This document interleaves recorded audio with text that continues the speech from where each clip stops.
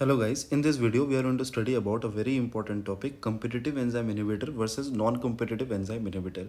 Now generally in questions you will not be asked about the difference, but you will be asked how to identify which one is competitive and which one is a non-competitive graph. That is the thing that is asked. They will not ask about you the difference. That is generally asked in written examination in MB examinations, right? So first of all you have to know the properties. In competitive enzyme inhibitor, what will happen to Vmax? Since competitive enzyme inhibitors compete for the same site for at which the substrate binds to the enzyme, that's why the Vmax will be unchanged, which means it will be normal. Why? Because it will not alter the property of the enzyme, or it will not alter the maximum velocity at which an enzyme can act. But what will happen to Km? Km means the concentration at which the half maximum velocity is achieved. Now, of course, if it is a competitive enzyme inhibitor, then what will happen that the enzyme inhibitor will bind to the enzyme at the substrate site. That's why a more amount of a substrate will be required to displace the enzyme inhibitor so that half maximum velocity can be attained. That's why the concentration at which half Vmax is reached is increased. Very important. Now, what about non-competitive inhibitors? Non-competitive inhibitors will decrease the Vmax. We all know it because they damage the enzyme, right? खराब कर देता है enzyme को. That's why Vmax will be decreased. Now, since they are non-competitive, so they will not compete with the site at which the substrate binds, normal substrate bind. That's why Km will be normal. Very important. So this is the basis.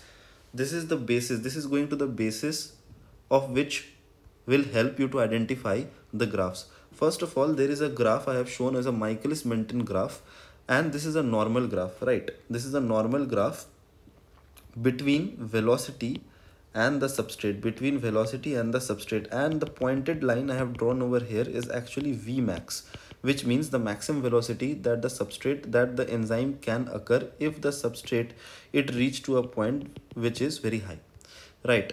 Now there are two types of enzyme inhibition. We all know competitive and non-competitive. How to identify which one is competitive and which one is non-competitive? Very easy. First of all, this is a graph between velocity and substrate. We all know that. And the pointed line is actually Vmax.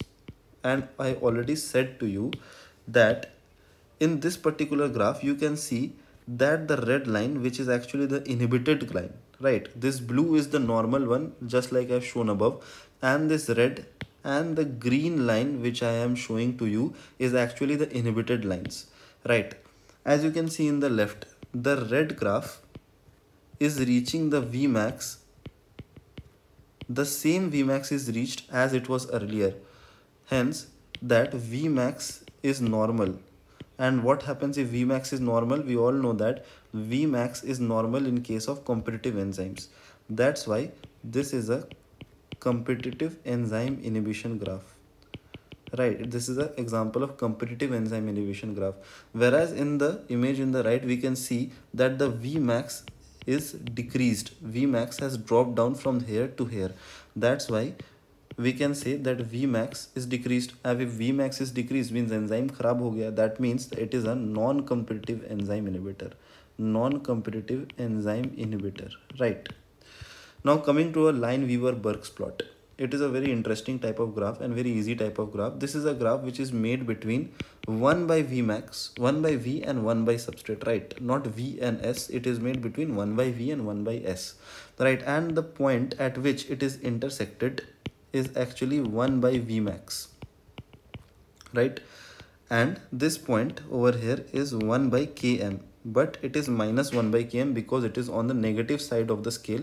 This is the plus side and this is the negative side. That's why minus 1 by Km, and this point is actually 1 by Vmax. So as you can see over down here in the image, there are two types of inhibition. One I have shown in red and the other I have shown in green. The red one, you can clearly see in the red one, the Vmax, 1 by Vmax is unchanged, means normal only, right? If 1 by Vmax is normal, which means that Vmax is also going to be normal. This is basic mathematics, nothing hard, right? If Vmax is normal, what is the man's meaning? That it is a competitive enzyme inhibition, right?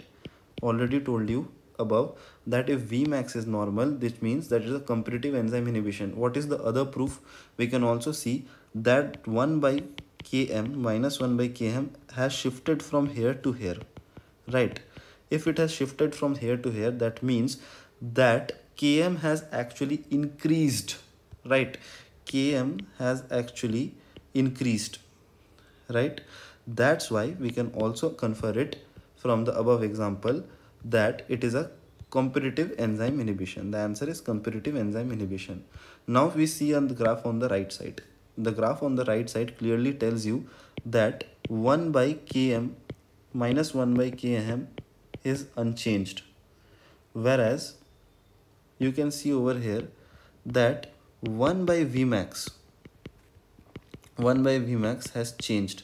And what has happened to 1 by Vmax? 1 by Vmax has gone up.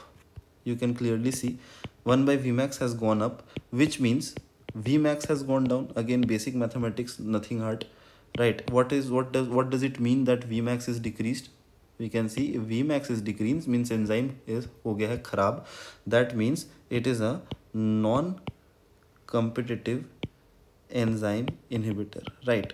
So this is the basic thing, not the basic thing, this is everything I have told you about how to identify the enzyme inhibition is a competitive one or a non-competitive one, right?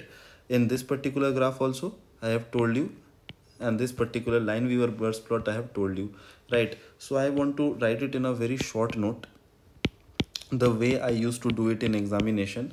You don't have to do so much mathematics in the real examination because it is going to be a very lengthy examination. So these things take time. So make a shortcut, right? Very easy. This is a graph. This is a normal graph, right? If it is touching the same thing, same V maximum, Vmax is same, that means it is competitive, right? And if the graph is coming down, means non-competitive, right? Because Vmax is decreased. Now this doesn't require much trick. This is not the main trick that I'm going to tell you. I'm going to tell you the main trick in case of Lineweaver-Burks plot, right? So this is a normal graph, and I already told you that this particular graph is a competitive graph, and this particular graph, this graph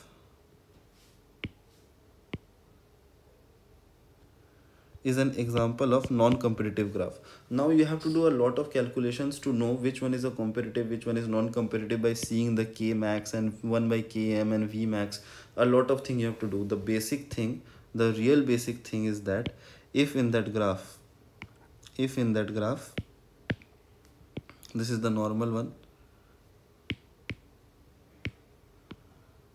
this is the normal one, if the line is crossing, you can see over here the line, the competitive line, sorry, not the competitive, means enzyme inhibited line is actually crossing, which means C for crossing, and also C for competitive, right? C for competitive.